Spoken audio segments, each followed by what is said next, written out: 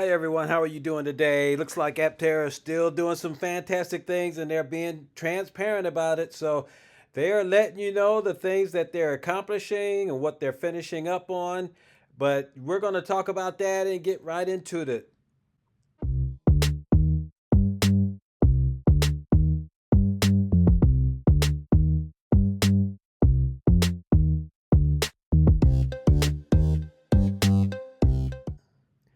Welcome back to my channel. It's good to have you here. Aptera is continuing to move forward with their battery pack situation, and they actually are, matter of fact, they just finished testing the battery pack that we had did a video about earlier, and this is the results of it. So let's check this video out. Hi Aptera fans, Tim Vaughn here. Today I would like to give you an update on the latest going on with our battery pack validation and some details about the unique elements to our battery modules. First, let me give you an overview of our battery module. It's made up of battery cells, current collectors, and a circuit board that talks to our battery management system. This is a cylindrical cell. It's called a 21700 cell, and this one has a chemistry in it that's referred to as NMC, nickel, manganese, cobalt. And that results in the higher energy density storage that's possible in battery systems like this. Each module contains 384 of these cells, providing 7.3 kilowatt hours of energy per module. Launch edition vehicles will have 6 modules, resulting in a 44 kilowatt hour battery pack. This is an example of one of our current collectors. This one in particular gets welded to the top of each cell. This module system holds the cells in the correct location so that when the laser machine or wire bonder or anything like that comes down, it's a predictable location, and that machine can then attach the current collector to the top of the cell, either to the anode or to the cathode. And that's done with groups of parallel cells across the module this direction, and then those cells are welded in series in this direction. So from the first group of 3 or 4 volt cells all the way down 16 groups later, you end up with about a 60 volt module. Our module design is inherently flexible in that it facilitates multiple cell connection approaches, including laser welding, wire bonding, and ribbon bonding. It also is adaptable to cells from multiple suppliers, thereby reducing future supply chain risks. So this is an empty module. There are no cells in it. If there were, it would be very difficult to lift. This module sits in this aluminum frame. The particular frame you're looking at here is a prototype that's slated for one of the early PI builds. And these modules are bolted into the frame, and they rest on a cooling plate or a heat exchanger plate that allows us to take heat out of the module or warm the module in cool environments. Finally, the circuit board. Our team calls this the MIB, or Module Interface Board. This is the interface between the high voltage modules and the battery management system and the rest of the vehicle. You can learn more about Aptera's battery management system in the video by Andrew Stanton after this one. Now let's get to the ongoing validation work. Our battery module was subjected to aggressive vibration and shock testing over a 3-day period at a local laboratory called NEMCO Testing Laboratory. This highly accelerated lifetime testing represents 100,000 miles of vehicle use. The results are in. No mechanical failure occurred, and all electrical performance was unchanged. We also performed microscopic inspection, confirming no damage or signs of wear.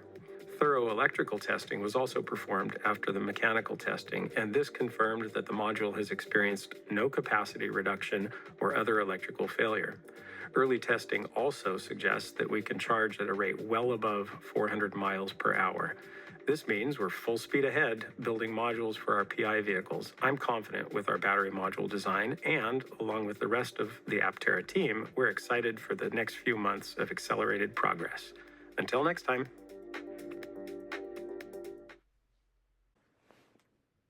All right, so once again, Aptera comes through. Looks like Tim Vaughn is through testing with the battery pack and how they have actually simulated 100,000 miles of use and vibration that's going to happen to the Aptera.